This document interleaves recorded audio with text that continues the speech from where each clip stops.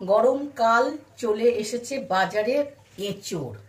তো আজকে বন্ধুরা তৈরি করব হচ্ছে এঁচোড় চিংড়ি। দেখো, চিংড়ি মাছকে ভালো করে ধুয়ে হলুদ লবণ মাখিয়ে রেখেছি। খুব শর্টে ভিডিওটা দেখাবো বন্ধুরা। কড়াই বসিয়ে দিয়েছি, আর এদিকে দেখো এঁচোড়টাকে সেদ্ধ করে হালকা করে রেখেছি, আলুটাকেও সেদ্ধ করে একসাথে করেছি। খুব সহজ উপায় দেখাবো তোমাদেরকে। সবাই রেসিপিটা দেখো, কেমন লাগছে কমেন্ট করো। সবাইকে ওয়েলকাম, সুস্বাগতম। আর চ্যানেলটাকে সাবস্ক্রাইব করে নিয়ে দেখো। তো প্রথমে হচ্ছে তেল দিব কড়াইয়ে।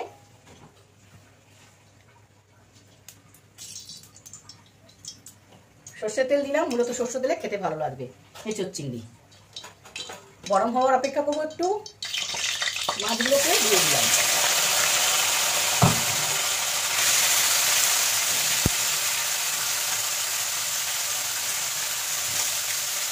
মাছগুলোকে ভেজে নিব হালকা করে। তো দেখো বন্ধুরা, মাছটা ভাজা হয়ে গেল। মাছটাকে তুলে নিব, চিংড়ি মাছকে।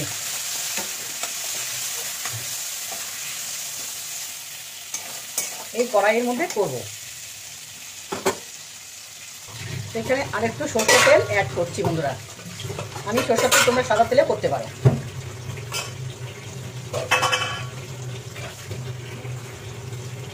দুটো তেজপাতা, একটা শুকনো লঙ্কা, আর গোটা গরম মশলা আর জিরে দিয়ে দিলাম।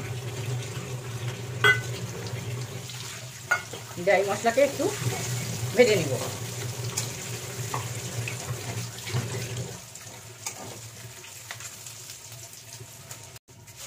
এঁচোড়গুলো যে টুকরো টুকরো করে সেদ্ধ করা আছে, আলু সব দিয়ে, তার সাথে আমি পটলও দিয়েছি। দেখো, খুব স্বাদ বাড়ানোর জন্য এটাকে ভালো করে ভাজবো। ভালো করে ব্রাউন করে লাল লাল করে একটু ভেজে নেব। দেখো, ভাজতে ভাজতে দিয়ে দেবো লবণ আর হলুদ। হলুদ দিয়ে আর লবণ দিয়ে ভালো করে ভাজবো।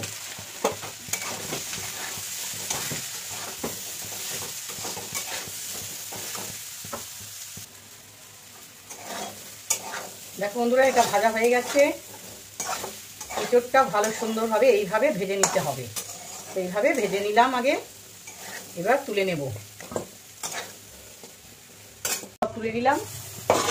এবার আবার কড়াইয়ের মধ্যে সরষের তেল অ্যাড করছি অল্প পরিমাণে।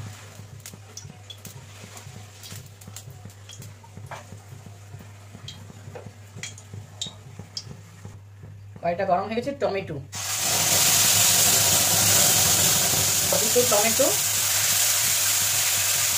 টমেটো পিউরি মিক্সিতে বেটেছি, এটা দিয়ে দিলাম। কাঁচা লঙ্কা আর আদা বাটা। খুব সহজ রেসিপি বন্ধুরা। হ্যাঁ, এটা দিয়ে কষাবো। দিয়ে দিব হচ্ছে পেঁয়াজ বাটা, পেঁয়াজ আর রসুন বাটা।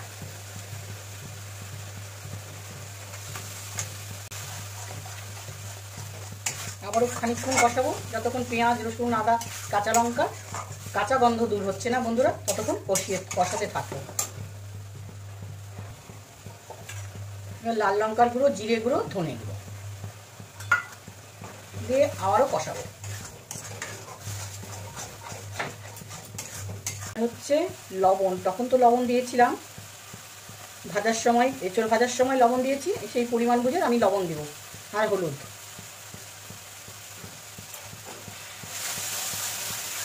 বেশ কষাতে থাকবো। মশলাতে যখন গন্ধ ছাড়বে তখন এঁচোড় ভাজাটা সেদ্ধ অ্যাড করব।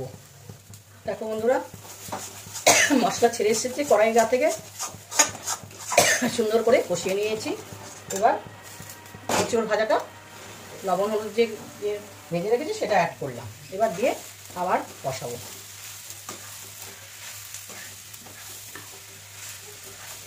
কাশি উঠে গেছে।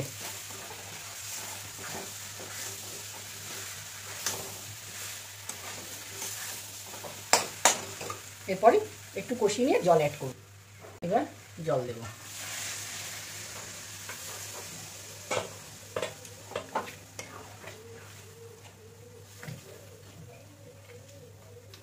সেদ্ধ তো প্রায় হয়ে গেছে। দেখো আলুগুলো কিন্তু একটু একটু বাকি আছে, তো সেই পরিমাণ বুঝে আমি জল দিয়ে দিলাম। জল দিয়ে একটু নাড়াচাড়া করে নিয়ে চাপা দেব। ফিরে আসছি। বাবা দারুণ সুন্দর কালার। এবার এই ভাজা চিংড়ি মাছগুলোকে অ্যাড করলাম।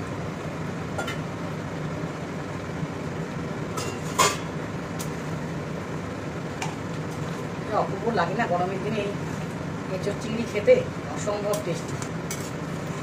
তো রান্না প্রায় রেডি আমার। এখন দিয়ে দিব হচ্ছে শাহি গরম মশলা, খুব সামান্য, ঝাঁঝে গন্ধে দারুণ অপূর্ব। দেবো চিনি, স্বাদ, বাঙালির অপূর্ব স্বাদের জন্য চিনি না হলে কিন্তু রান্না অসম্পূর্ণ। তো বন্ধুরা, তো আমার রেডি হয়ে গেছে মাখো মাখো। দেখো, কাঁঠাল চিংড়ি বলো, এঁচোড় চিংড়ি বলো, যেটাই বলো না কেন। এবার লাস্টে কি অ্যাড করছি দেখো, ঘি। রেডি এবার বন্ধুরা, চলো সার্ভ করে তোমাদেরকে দেখাই। স্বাদে গন্ধে অপূর্ব। তোমরাও বানিয়ে নাও। ভিডিওটা দেখে ভালো লাগলে অবশ্যই লাইক করো, শেয়ার করো, চ্যানেলটাকে সাবস্ক্রাইব করো। বন্ধুরা, কেমন লাগছে জানিও কমেন্ট করে। তো বন্ধুরা, এখানেই শেষ করছি। লাইক করবে, শেয়ার করবে, চ্যানেলটাকে সাবস্ক্রাইব করবে, আর ফলো করতে ভুলবে না।